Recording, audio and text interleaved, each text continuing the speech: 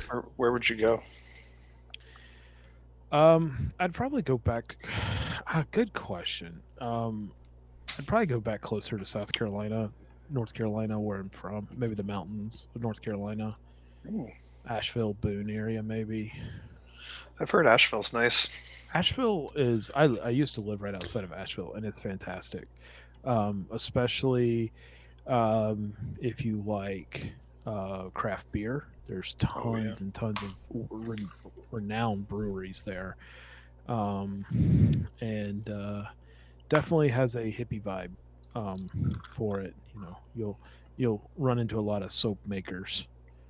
Asheville's full of hippies. Yeah. Yeah, there's two types of soap makers. Corroborated in Those chat. that know how to use um, their soap, and the other ones who just make the soap.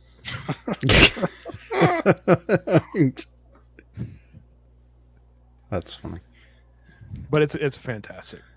If you ever have a chance, go check out B-Sides Asheville. I think it's typically like in June or something, but very, very cool.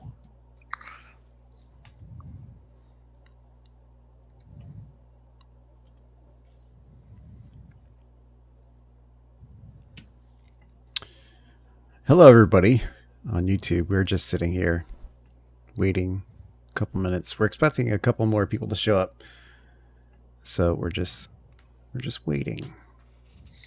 Hanging. We got pre-show nothing happening. I was gonna say, it's We're not not doing banter. at all. We're just sitting here. Pre-show Nothing. trash talking. The webcast will begin Midwest. shortly. Please remain on the line. Yeah.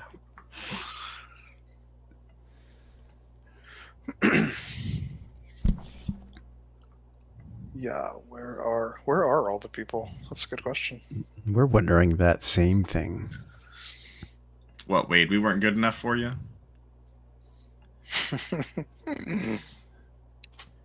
I was hoping there were more people because I have not paid attention to the news at all for 2 weeks.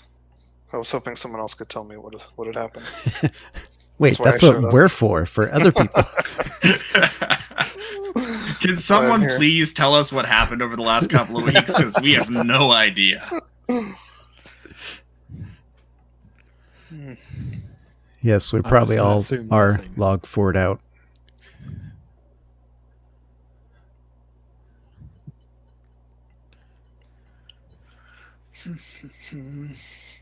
There's probably another patch about to drop in the next 5, 4. Oh, by the way, did you guys patch your toasters? No, I did not get to do that. You got to get that in.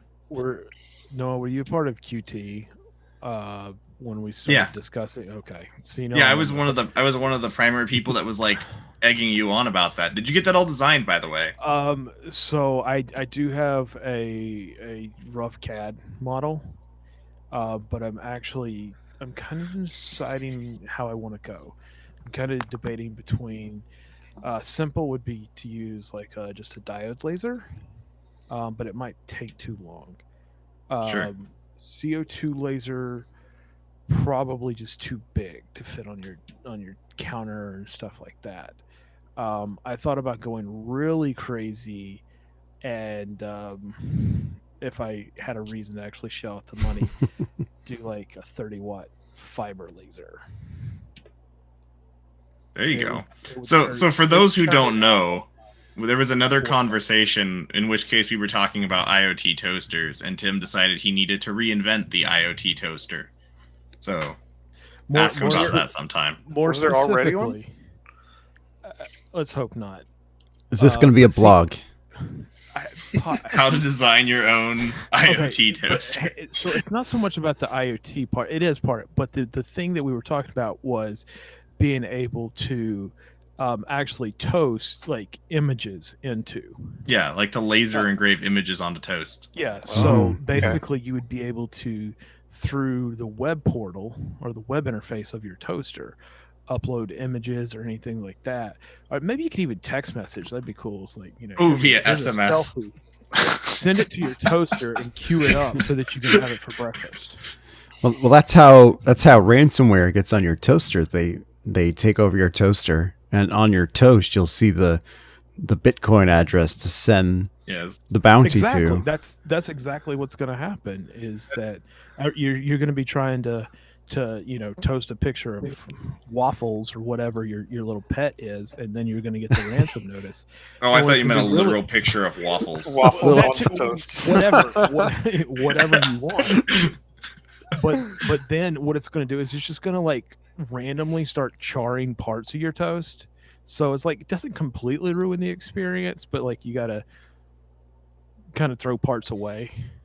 Yeah. You gotta scrape off the burnt parts, the burnt bits. I think this Well, toaster has to run on here's the- lasers. No, it does. That's his plans. It all runs on lasers. It is like it's literally that's the design. It's right now it's based essentially a CNC machine that has a conveyor belt with a hopper feeder that you put a loaf of bread in, and it'll push a piece out. Little Peace out. machine vision with a camera, so it can make sure it aligns properly, and then you just send the file. Makes I'm on sense to board. me. Write a plug. And once you have it built, just let me know, and I'll build some like ransomware for the toaster. So Well, so what I was thinking, Yeah, what I was thinking we'll about bagel doing, test it. doing like a Teams the hell did I- plugin or like a Slack bot. What the so hell I could did I just come be in like, on? oh, we're talking We're, about we're talking IoT about toasters. ransomware toasters, John. Yeah, we're gonna start ransomwaring toasters that we build. Well, that would It's be a- relevant. That would be relevant to the show, I guess. what would you like on your toast, John? I A would love picture of chili. waffles by chance? Then pay me 4 bitcoins. So, Yeah. So somehow I my roped kids- myself into honoring that agreement. yeah, my kids came downstairs and spent the night, and they had friends, and naturally, like all of my shit is unplugged. and then whenever I talk to them about it, they're like, "Well, I had to unplug your monitor and your lights and your camera and all that because we were trying to sleep down there." I'm like, "You don't have to." So I've got to work on this. This is interesting. But so no, I hear lasers, ransomware, toasters, waffles, and I'm just wondering, am I having a stroke? So that's good. Nope, it's just us. Just a Tuesday at Somehow. BHIS. Somehow that's worse.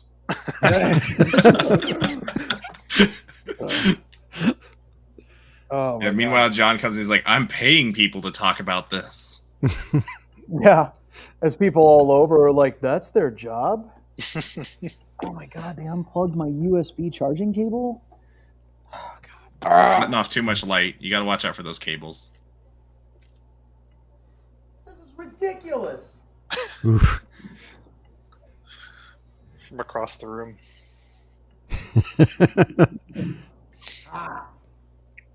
Whatever little jackass did it had an iPhone charging cable. I don't have an iPhone, so we're gonna fix that. There we We've got go. a lead. There. You'd think I would have fixed this shit like way earlier than now, but here we are. That's me. How's everybody doing? How was their holidays? Great. Well, we were all discussing that over the holidays, a fair number of us just took a sabbatical. And so we were Yeah. really hoping someone could tell us what's going on. Yes. So that way we can tell everyone else what's going on. Somebody clearly created show notes and news stories. Who is that? Or is That Ralph? was me. I grabbed whatever was in our Discord channel. Fantastic. Ryan, you're leading the news today. There we go. No, I went through it. I'm ready to go. I went through and I read them all, and I can speak to them. Hopefully, I'm not the only one. Yeah. It's going to be another show, yet another show of me monologuing. But no, I'm ready to go if you guys are. Yeah, don't we're worry. ready to Tim go. has already said that he would take full responsibility for the state of Missouri. So Nope, will Who- not. who's got that Absolutely one? not happening. No, Tim Tim. does not. There is no Tim here. There is no Tim here. No, I think we're going to let Tim. Can I tweet you out directly and also mention the governor of Missouri too? 'Cause that seems good to me. Fire. You know what? If you could get him to respond to me, I would take that on all day long. I doubt it. We're getting dangerously close to politics, but I'm sure I might be able to come up with some things to get him fired up on Twitter. I can't think of what might be. Oh, all right, Ryan. Let's hit it. Let's hit it. All right, here we go. For better or worse, welcome to 2022.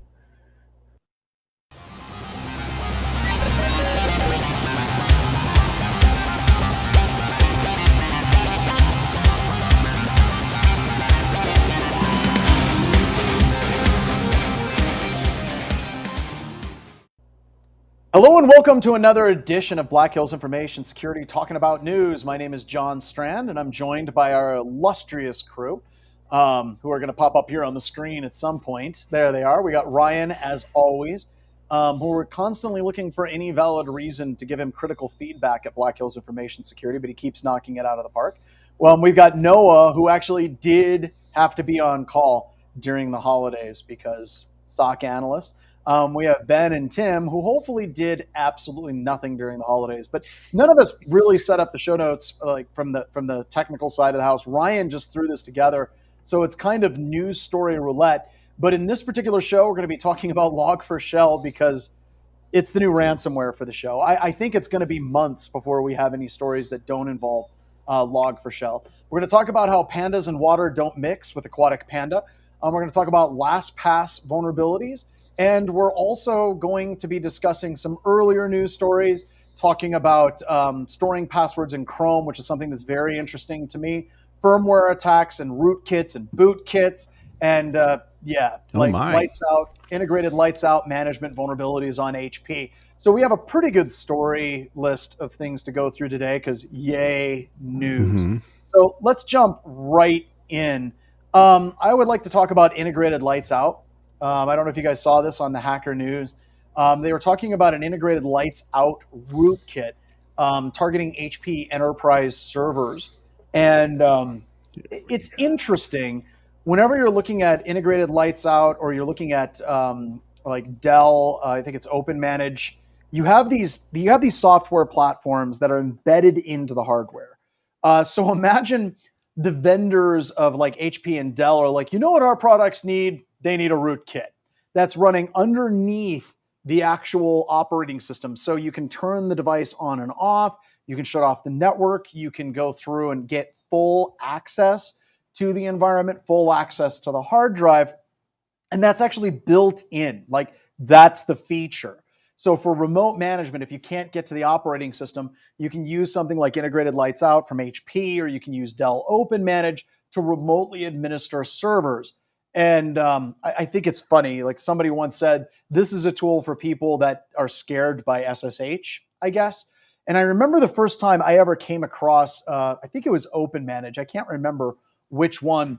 It was whenever I was at Northrop Grumman working at the Department of Defense, and I was doing a security assessment, came across it. It was completely wide open, no user ID and password. And I honestly thought that we had been hacked by the Russians. I was like, this is ridiculous. Why does this exist? And the server farm I was pen testing, it was all running default no password, and we could take over everything remotely.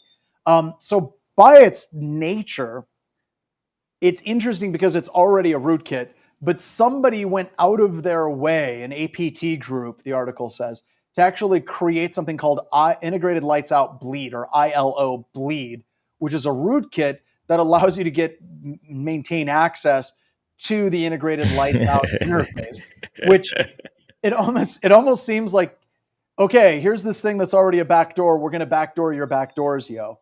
And I don't know. It just seems like it's a bit too much digging down into it.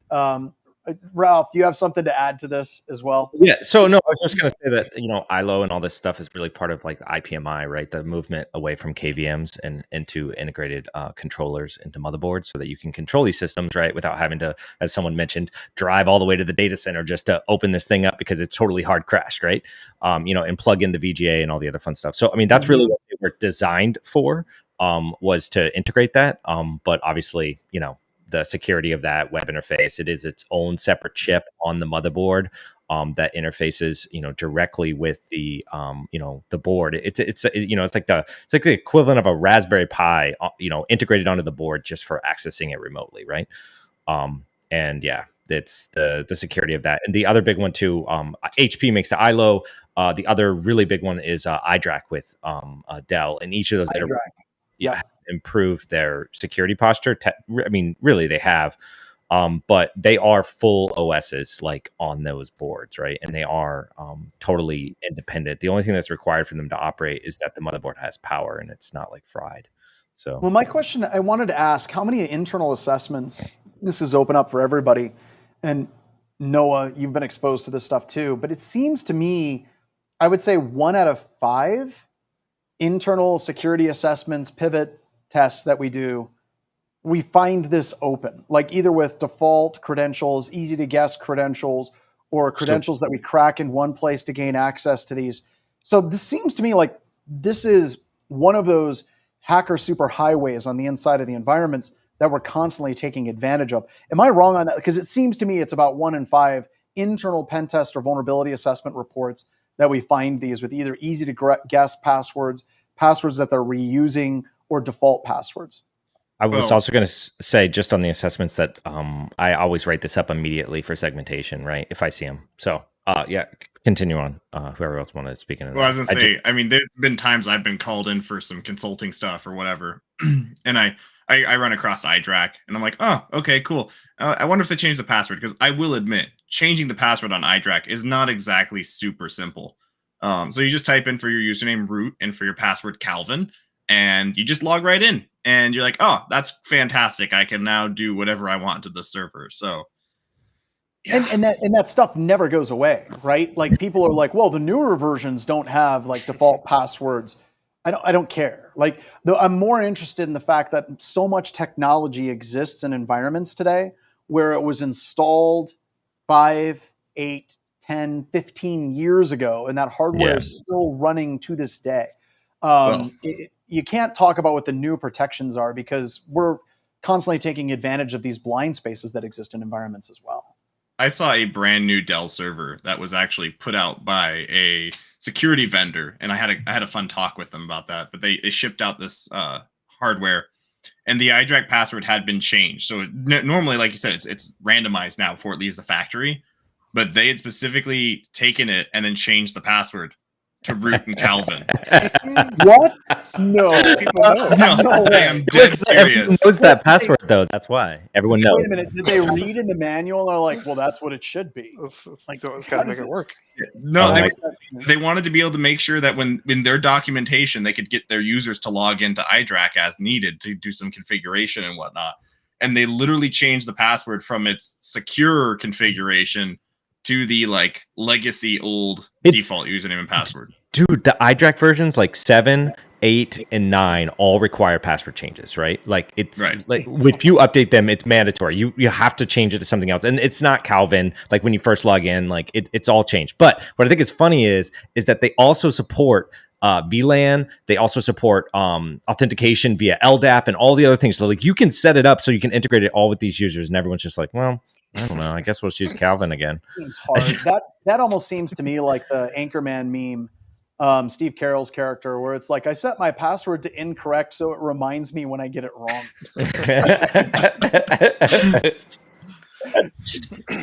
So, all right. So let's move on. Just so you know, look for this stuff and eradicate it from your environment, because attackers are going for it. We absolutely go for it any test that we do as well. Next one's from Bleeping Computer. I wanted to talk about firmware attack that drops persistent malware in hidden SSD area. So interestingly, whenever you're looking at hard drives, almost any hard drive that's out there, there's going to be parts of the hard drive that it doesn't allocate to the operating system. This is especially with SSDs. Especially with SSDs. And that can actually go anywhere from like 3 to like 25% on many of the hard drives. And they do that for a variety of reasons. But you used to see this on old spinning disks. There was part that just wouldn't be allocated. And with forensics analysis, you would be watching that, because sometimes you would find malware there. So if we're going through history, there was some malware that used to exist on unallocated hard drive spaces.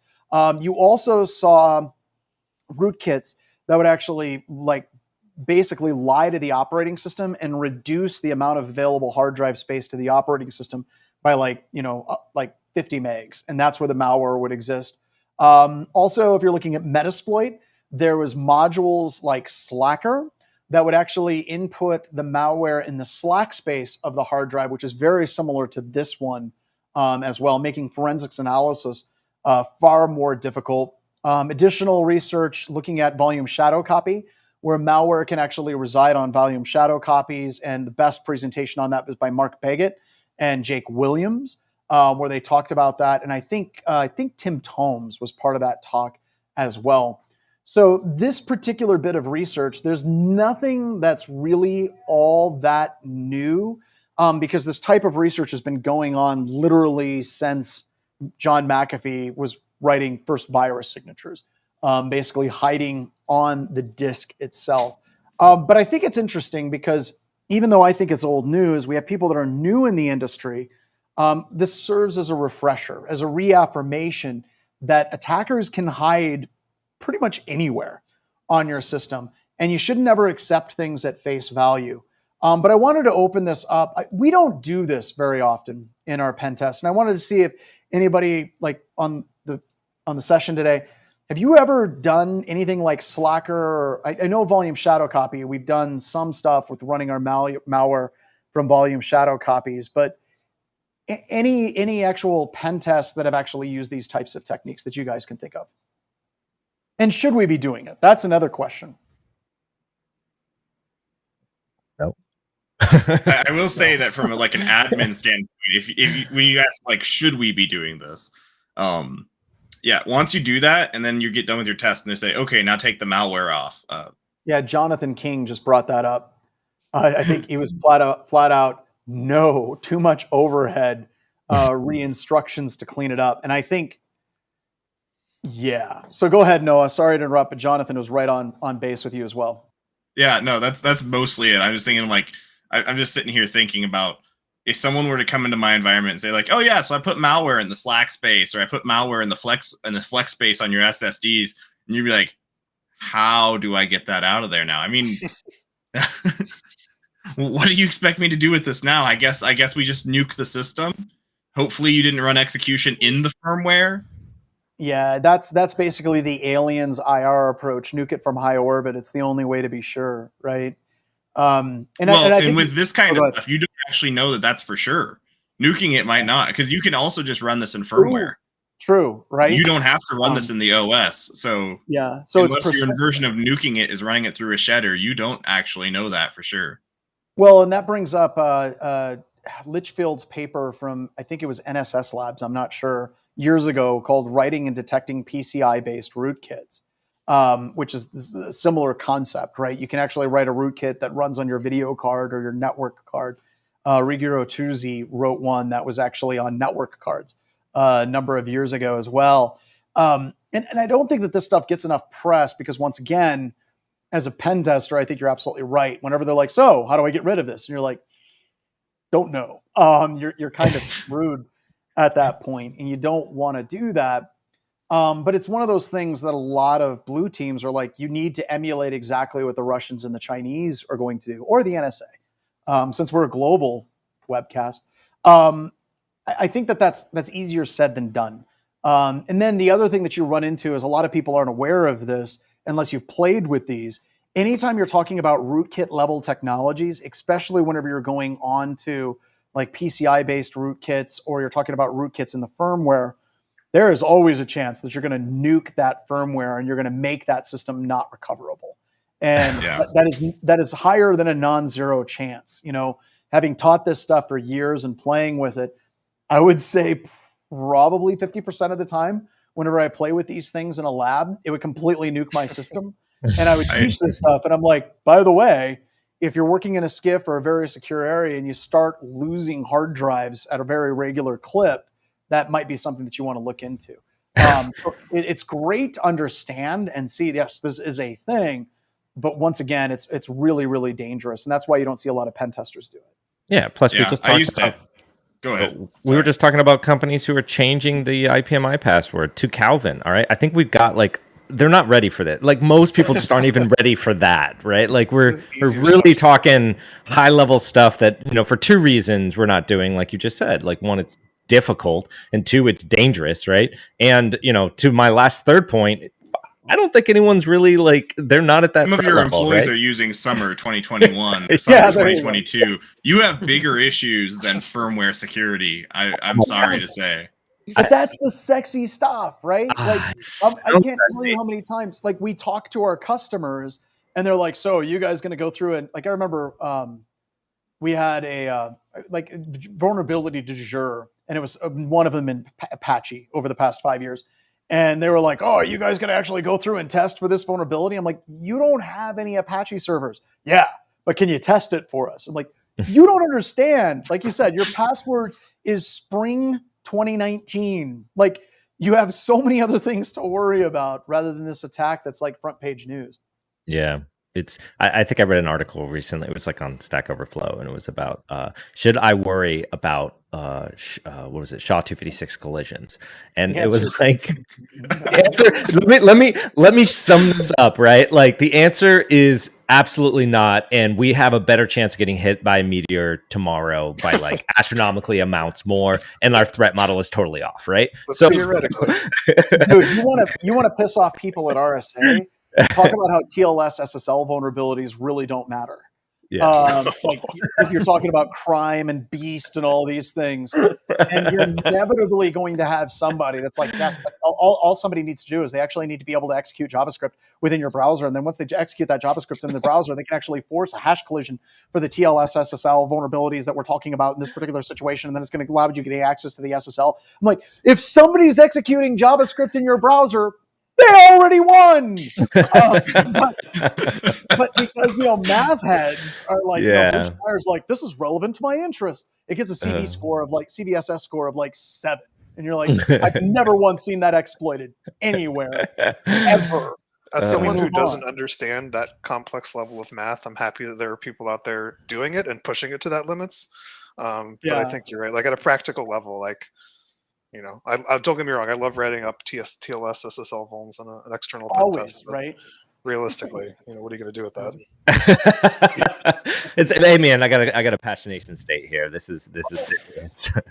and I hate it for me, like, whenever I'm talking to our customers and I'm like, I have to report this because of like PCI and things like that, but put it in your plan of actions and milestones. How about you change your spring 2021 password first, right? Let's do that. And then inevitably there's some jackass. They're like, but this guy has a PhD. And I'm like, right there, you should stop listening to like 90% of the PhDs. Like, you just stop. So that's just great. Fun stuff. I love writing up TLS SSL vulnerabilities in a pen test. Control C, Control V. We call that padding that we have to put in. There's no way we can get around not putting that in a report, but every time we do, there's a little part of us that dies inside. Especially when they bring it up. Is this a vulnerability? Yeah. Yeah, I guess. Yeah. Yeah. So, well, do we want to talk about like aquatic pandas? That sounds interesting. So this is from CrowdStrike, an interesting article where they actually saw the log4shell exploit being used. And it's kind of funny because I know what happened at CrowdStrike. The CrowdStrike Overwatch team is a very solid team, so I'm not ripping on their team whatsoever.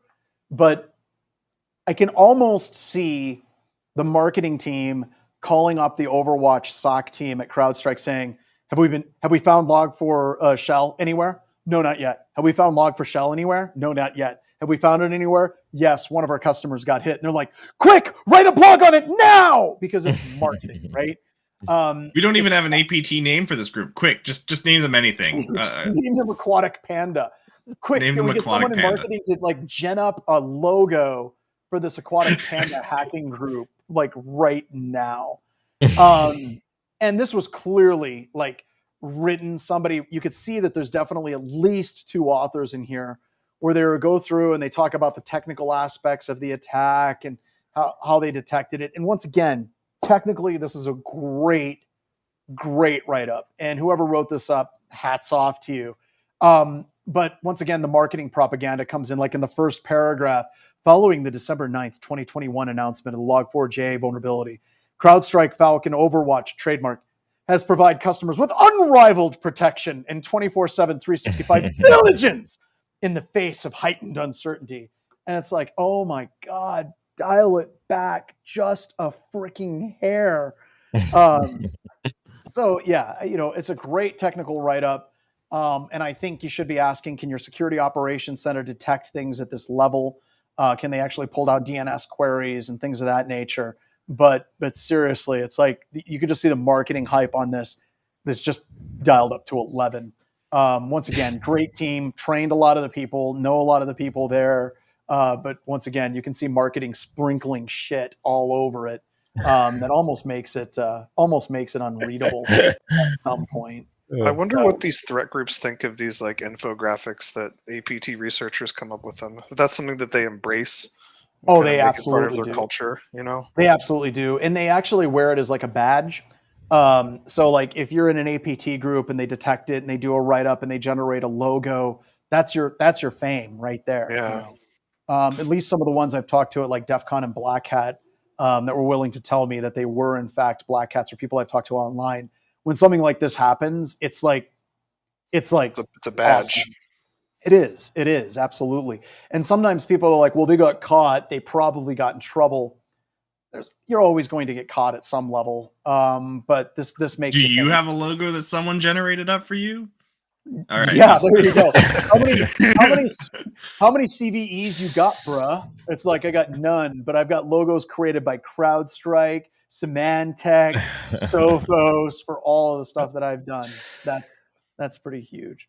So yeah, a little bit of marketing hype, which is fun, but it's like I said, I have a really hard time reading this stuff when it's very clear that marketing has gotten to it. But it's going to be one of those things eventually with our security operations. Jason, nix the marketing on the SOC. I was just going to say, I could just say at some point at BHIS when I'm older, someone's going to be like, so marketing got a hold of this write-up that Noah did, and I want you to read it.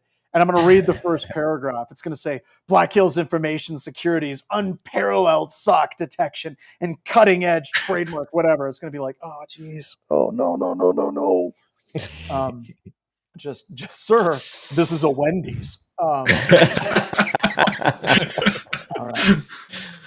So let's get into some rants to close things out today. I've got a couple. I'm going to start with my first rant. Can we go to the New York Post article? Experts warn against storing passwords in Chrome after hackers target remote workers. Okay, this article is garbage. And I don't really blame Jamie Harris at The Sun.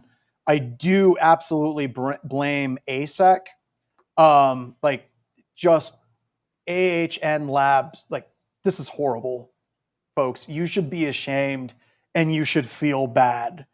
And the reason why they should feel bad is because this particular malware, what it does, once it gains access to a system, and they actually, in the full write-up, they actually go through where the files are stored, where you can actually pull the data from the password management interface, and then how you can actually use a SQLite database client to access that data directly. And the reason why this is just bad is the attacker has to get access to the system first. And if the attacker already has access to the system itself, you're pretty well screwed, right? And your cookies and everything for your browser are all stored as files on the system. And once an attacker has gotten access to that, they're going to gain access to these things, right? And if we go back to Metasploit, Meterpreter, post-exploitation scripts, you look at things like FileZilla, you look at things like different email clients, you look at things like different browsers. There are tons of modules in Metasploit, post modules, that are designed. There's literally hundreds of them for almost everything that you can think of. That is, we're still on the New York Post. Oh, there we go, Redline Stealer. That allow you to steal data post exploitation. And that in and of itself is not new. And the reason why I think this article is absolute complete garbage is it's giving people bad advice, right? So it's basically saying, well, you really shouldn't store your passwords in a browser. And what are people going to do? Like, I like password managers, I like these things, but there's post-exploitation modules and keyloggers that we can run that can intercept your passwords as well. Like, once you get on a system to run a keylogger, you don't need to be root, system, or administrator. Standard user level permissions are enough for me to run a keylogger to capture every keystroke. Then I can get access to your password manager. The point is, don't let the attackers get on in the first place. Do your best to detect and respond very quickly, but giving people advice that they shouldn't use these tools because there's passwords stored in them, that's giving people incorrect information. And what they're going to do is they're going to start using the same password for everything, which is even worse. What they're going to do is they're going to start writing their passwords down, which may be a good idea. That's still up to you. But I just don't like this. Like, there's this thing that's not new, it's not novel, it's been around forever, and to leverage that into this panic button that tells everybody that they need to stop using password managers in their browser, I think is really detrimental to the industry. I think the other thing too to look at this article is that, like, our customers that we're typically dealing with, I mean, they're organizations, right? So they have like a team of people and they have a budget to buy endpoint security products and all this other stuff. And we're just talking about grandma, grandpa, I mean, your neighbors, whatever, right? I mean, just using their computer to browse around and it gets compromised. They don't even have, a lot of times they don't even have the insight to see that their computer was compromised. So, I mean, having, then saying Chrome now is the last layer of defense before somebody gets your credentials, it's just insane, right? But how we can look for it, like how we can take it from the industry. I still agree with you though. If you are in that detection mode, and you are implementing actual, security, endpoint security products. I mean, at that point, right? It's not about whether I can access your Chrome or your KeyPass or whatever other manager. I mean, all of that at some point is unencrypted in memory. That's a fact. The real question is, can I detect? How soon does it take to make that detection? And how fast can I respond? Right? That's really the question. That we need to be thinking about.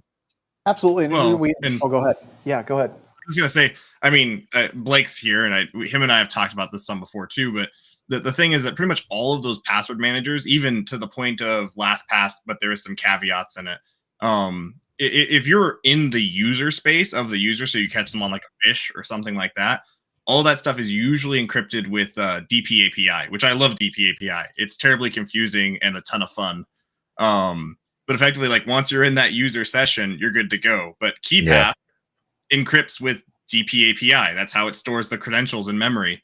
The Chrome also encrypts with it. So really, there's no advantage of KeyPass over the other because it's not it's encrypted with DPAPI by default, unless you set up with like a master password of sorts or something like that. Yeah, but still, look, if you have the master password and I'm able to grab your keystrokes, which you totally can do, this would be the equivalent of me saying I can run a keystroke logger on your system. Don't use keyboards. Right. Well, I guess what I'm saying is like, if this is almost marketing in the fact that it's like, don't use a password manager. The password manager has the same problem. Yeah, that's what they I'm do. saying. It's the same problem. If you're on Windows, anyhow, it's different on certain OSs, but yeah, for the most part, it's all the same problem. What I was saying about the KeyPass is that's the one that there is like known in memory key extraction, right? But that doesn't mean all the other ones are just as affected, right? It just, LastPass, all of them, right? At some point that is in memory, right? Unencrypted. So anyways, But I feel like I mean, LastPass has its master password, but if you tell it to remember the master password, it encrypts it with DPAPI. But this gets into one of the huge problems that I see in, like, especially offensive security, right? We have a very strong tendency of basically saying, hey, there's a vulnerability in this, it's crap. It's like the old Saturday Night Live sketch, if it ain't Scottish, it's crap, right? It's like, well, we can pull passwords from this, so no one should use it. And I'm kind of responsible for some of that years ago, whenever the offensive community was basically running around and you're breaking everything and like, hey, look, we can set the world on fire. Not that it's gotten that much better, but the point of it is, at some point, whenever you talk about these vulnerabilities, we talked about marketing propaganda and hype, right? You need to step back and say, okay, if I get access to the system, this is what I can do. Notify people, right? give them recommendations, right? But whenever we start saying things like, don't use your browser's password storage, that's just like, you're not giving good advice at that point. Because the risk is much higher that they're just going to use the same password for every single website that they go to. And that's a much greater risk, as we all know, right? Oh, absolutely. So we really need to kind of, especially whenever we're offensive security people, we get so caught up into, I can hack this toaster and I can put ransomware on it. And a lot of times, we get caught up in that, and it's like, whoa, you should not use toasters. And that's a big dump your toaster. Yep. So we just got to be better about how we give information to people.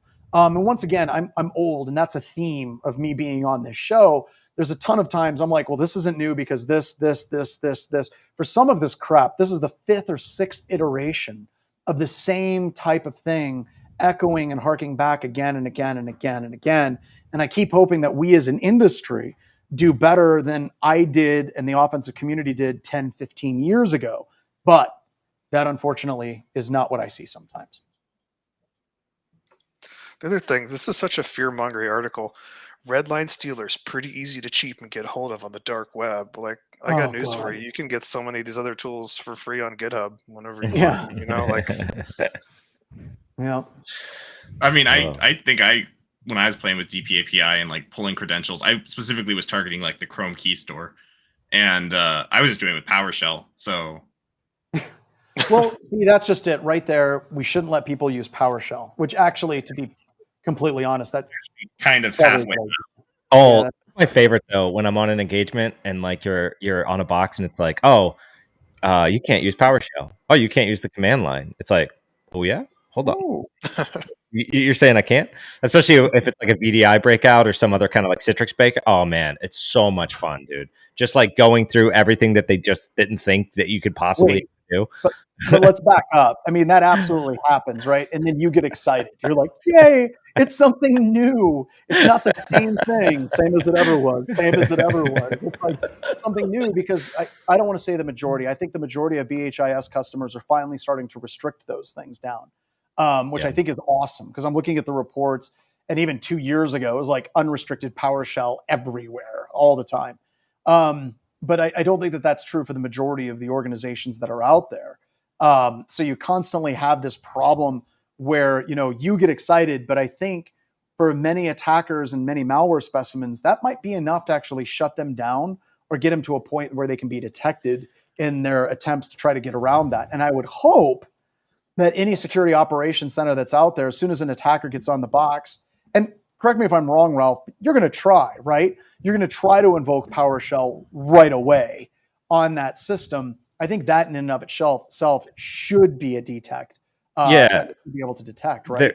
There's really, two different types of ways to approach it, right? I mean, are you trying to be evasive or not? And, some of these engagements is just kind of like, well, can you break out of this? As opposed to, can I get detected? But to your point, though, yes, the more things that you put in place that restrict my access, that's more chances for you to detect my, presence, right? Then that's really what we're trying to get to. And I think what you're like, I think that's important is if you put in a restriction on PowerShell, then you absolutely need to make sure that you have a detective mechanism around it as well, right? Yep. So if you shut down PowerShell in your SIM, or whatever you're gathering for like Sysmon on systems, there should be a detect that if the user tries to invoke PowerShell, that should be a detect as well. These things got to go hand in hand. And when that detect fires, you should go look at it. There's that part. Yeah, if you're looking at it often, you should fix that detection. It's bad. Well, but no, I think that we've seen a ton of vendors. I don't know. It seems like every time we onboard a new customer, we come across new vendors that are like literally doing pen testing, hackery things to make their software work. And you're like, like PowerShell. Like, why are they using PowerShell to do this execution? Because clearly one of the developers was probably a pen tester, and they're like, hey, I got this cool way that we can do this. It's like, yeah, don't do it that way. But you're constantly dealing with software that's like, this looks a lot like malware. It's like, no, that's just the way this HP thing works. It's like, oh my God.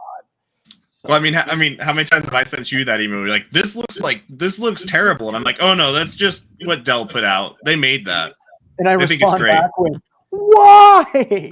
Why did they do that?" Like, what was one of it? I think it was one of them was using run DLL32 with /I and /U, which is I think were they actually downloading a .set file too? Yeah, no, they totally were. And it's like the only place I've ever seen that is a pen test, like ever.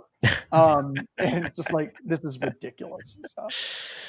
So, yeah, or there was times where like, this should not be installed here. I'm like, the client installed it. I don't know what to tell you, but sorry. Well, we also have, we also run into things where like, we're pretty sure this customer's pwned like already. Like this is not if they're not, it's because they're lucky. If they're not, it's because they're lucky sometimes. That's cool. That's what we're there to help with. Usually we don't. I don't go looking too deep. I'll see, and like if I don't find anything, I keep going. But you can't touch every box, right? Well, oh man, so scary. What was the thing that you found where one of our customers, for whatever reason, there was something that was running clear text passwords? Like it was some application. It was a business warehouse application, but it's a lot of that because a lot of that stuff talks to like either Linux or Unix based servers, and the communication between the two, it's just hard to get it encrypted. You have to use certs, basically. It's about the only way to do it. So yeah, it was passing the Active Directory credentials because they wanted to use their Active Directory sign-ins with their Unix-based servers, and they had no idea how to do that. They didn't, but like the server didn't know how to use Active Directory, so it was getting passed through the Windows, like the client, which was releasing the username and passwords directly into the command line via clear text. So we got like 9 DAs when I found that. Yeah, it was bad. And you're not even a pen tester. Like, I got DA. You're doing it wrong, Noah. That's not your job.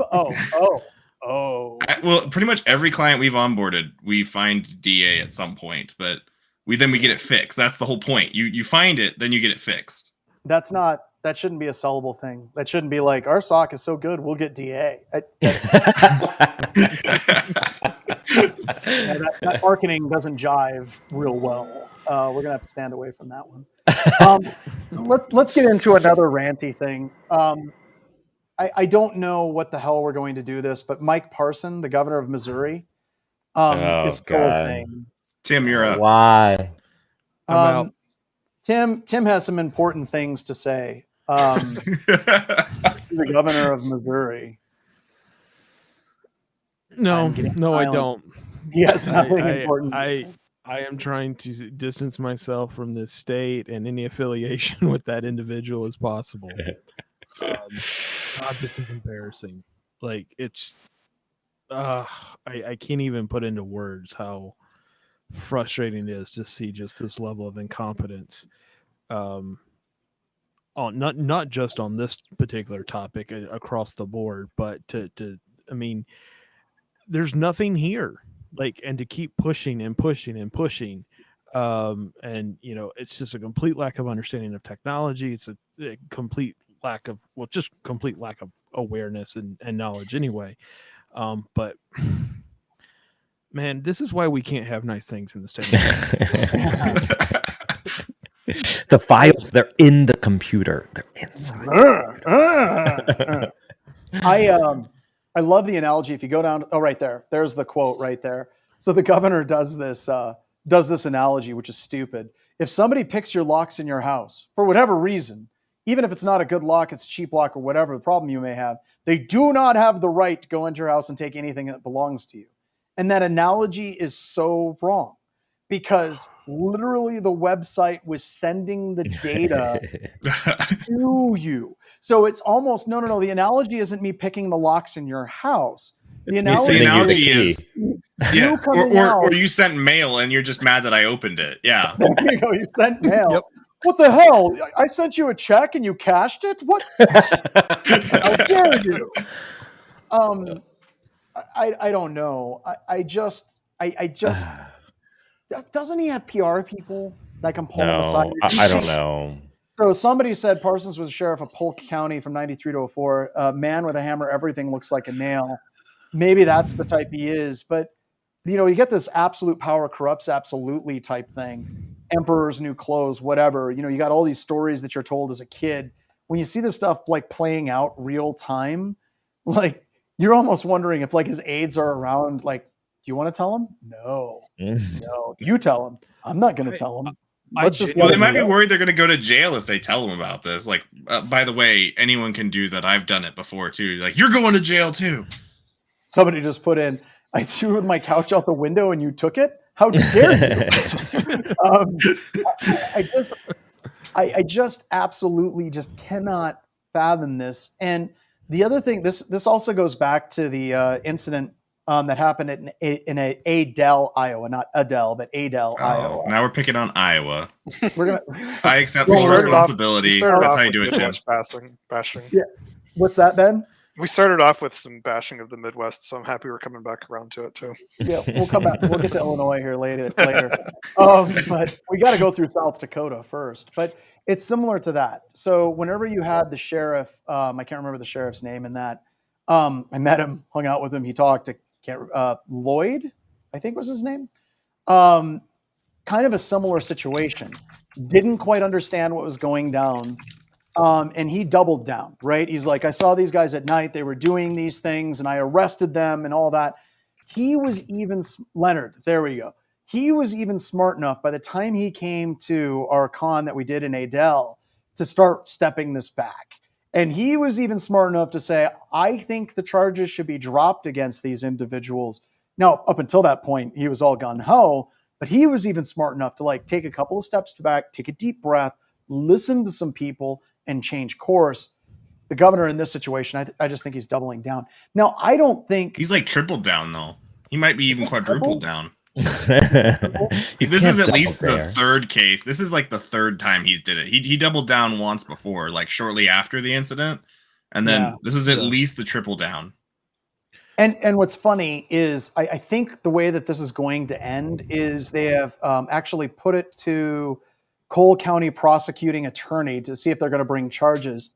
And I think we would all agree that the Cole County prosecutor is just like, no. And I'm pretty sure that the governor is basically going to say, I wanted to press charges, but this wasn't my call to make. I think he wants to look like he's tough on crime and he's tough on hacking, but the actual step back isn't going to be him. It's almost like one of those guys that's trying to fight and like his friends are holding him back. But you can tell they're not holding him back that hard. He just wants to make it look like his friends are holding him back. Sure. Wasn't one of my friends, I would kill you. I know Krav McGraw. Angry man yells at clouds, right? Like it's just. I think that we just need to. Oh, go ahead, Tim. Sorry. I just want to know what. So in the article we have, it says that the Highway Patrol claimed that it completed its investigation and turned over its findings to the state prosecutors. I just want to know what that document looks like. What was the investigation? Yeah, like, oh, yep, you can hit F12. It works. Well, I've always wondered, like, how did that forensic investigation go? My like, mind. They pull it into like some sort of forensic software, and they're like, yep, as far as artifacts go, it had a keyboard attached. Yeah, that's what we got. Well, and to be honest, like let's back up a few more seconds. If the person that originally released this like immediately went on Twitter and was like, hey y'all, you can totally see all this stuff with F12, just go do it, maybe I might have some sympathy in this particular situation. But it sounds like this person did everything, coordinated disclosure. They didn't release it until it was fixed. They weren't just like stunt hacking and throwing it out there. They actually went through kind of a responsible, coordinated disclosure.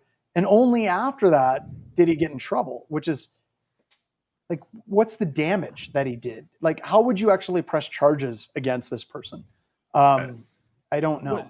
But Othershades comment though, you gotta look at that. That's what the official report was. If Ryan pulls it up here, official report: the Highway Patrol told wrong the governor, highway governor. Wrong highway governor. But John, you made a comment about damage. It's like what is this going to do to, potential responsible disclosure attempts within the state moving forward? If I found something in, with one of the Missouri government systems or whatever like that, like, you better believe I'm not reporting it at this point, because it's not going to benefit me or anybody else. Well, and it also gets into, I think you're right about like kind of chilling that conversation that needs to happen, right? And I think you run into a situation where not you, but other people, if they find something, they're totally not going to communicate it. And because of this track record, they're more than likely going to create like a puppet account, sock puppet account, and just dump it on Twitter like immediately. And you're inviting the opposite. Yeah, you're actually exactly. You're inviting the opposite of what you want out of this situation. I think another thing. Sorry, go ahead. I was going to say, I think that one of the problems that we have is with many people, it's not about fixing the problem and positive outcomes. It's about, you hurt my feelings, punishment must be in store. So go ahead, Ben. I was going to say the other thing that, like, I know we all kind of laugh and meme about it, but we're also like technical, people that kind of understand like what this really means and where it comes from. And I think there's a lot of people that might get exposed to this kind of reporting and these kinds of articles that obviously do not work in our space and don't have that technical literacy and kind of might have a very different understanding of what this means. And I think that the way that public opinion is shaped and formed also has like lasting impacts on all of this stuff as well. No, I mean, but even in his analogy where he says, like, if someone picks the lock on your door and it's not a very good one, that doesn't give them the right to walk inside. Why were they picking the locks on your door in the first place? Like there's more flawed logic than just, I don't understand tech. But there's a lot of people that are just hearing it from the governor and they're not technical. They don't understand and they're on board. So once again, going back to Adele, an awareness con, maybe we need to do an awareness con and actually go to Missouri and I will demonstrate hacks like this live or something like that. I don't know. But I think we should. I'll show up. Bring it on. We'll make. I think we should make awareness con like if we show up in your town, state, territory, like you done screwed up. Well, yeah, but we aren't going to go there and just basically, we're not going to show up and make people look bad, right? So then both John Strands will be arrested. But when we went to Adele, I kind of want to walk through what happened. We invited the community. Not security people, not technical people, the community to show up so we could have an open conversation and answer their questions, okay? And Ben from the SANS Institute, he does all the legal classes at SANS. He showed up and he talked about the legal ramifications and where the law is and all these things. And I would say probably 80% of the room were not technical people. And there was a huge percentage of those people, when I was talking to them beforehand, we went and got like donuts and can't remember. We had like food beforehand.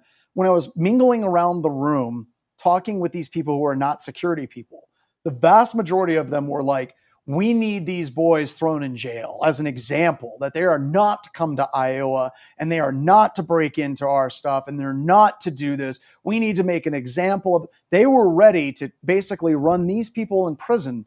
And they also wanted me to go to prison as well. So they would ask, like, what do you do? I'm like, I do exactly what these people do. And they're like, well, you're a criminal, blah, blah, blah, blah, blah, blah, blah. And the goal of the conversation wasn't to immediately get into a fist fight, but was to explain things. And I remember after Ben got his talk done, there was one lady in the audience, and she was like kind of in the middle, and she was still hell-bent for leather, right? She wanted blood. But something interesting happened. The other people in the room that were non-technical basically started arguing with her and basically were like, well, wait a minute now. You didn't hear what he said about this. This is what the contract says. This is what they were doing. This is who hired them, like the state Supreme Court. This is not something where they necessarily broke. And it started a conversation. And it was interesting because it continued out into the parking lot. I thought it was going to turn into a fist fight, and it didn't. But at the end of that, with enough conversations going on and the breaks and everything, the people in the community began to understand. And that was kind of the purpose of Awareness Con. And if this continues to be a thing, or God forbid they bring charges against this professor, who's a professor in St. Louis, if that happens, then I think it's time for us to actually go down there. but I think the charges are going to be dropped. They may be charges that will be brought, but they know that they're going to be dismissed at some point. But I think that we will do that. But the point is, if you're in computer security, don't go into an argument trying to argue and prove you're right, because as soon as you've done that, you've lost the argument. Go in and answer questions. Let people ask you questions and approach it that way. And you're going to have much better like return on investment and putting in your time. Like we're joking about the governor because this is an echo chamber of security people. If I was to present and talk about this, I sure as hell wouldn't be like, well, this governor's a complete moron. It would be all about, he used an analogy of a lock. And I would ask people, tell me, do you think this analogy applies? And then I would walk through like a sheet of paper with the social security numbers and hand it to somebody in the room and say, this is how your browser works. The server does, like walk through and deconstruct things to get people to understand what's going on is the best thing that you can do with this as well. So go ahead. I monologued. I apologize. I have a habit of doing that. Too many years teaching at the SANS Institute. Ethershade said a lot of the problem is overall technical ignorance. This is compounded by the fact that CyberSec is even more obscure. Most of the population just wants their stuff to work and doesn't want to be inconvenienced. And I think that that's true.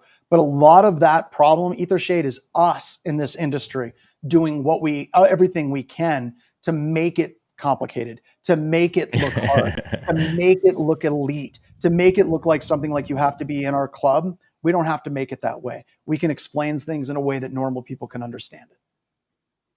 So, all right. Any other final word on this before we actually call it a day? Because it's been a hell of a BHIS Monday since yesterday was a day off. You don't even know what day it is. The worst Mondays happen on Tuesday. The worst Mondays are the Tuesdays that are Mondays. All right, everybody. I want to say thank you very much for coming to another edition of Black Hills Information Security, talking about news. We really do appreciate you. I guess I'm supposed to say things like you can subscribe to our videos down below. No, it's smash that like button. Smash the like button. I guess I'm old. Give us feedback. Let us know what you think. Yeah, let us know what you want us to talk about. And also, if you're listening and you want to come hang out, let us know. We bring people that aren't BHIS employees on the show all the time. All right, everybody. Talk to you all later. Thank you so much. Ryan, take us out.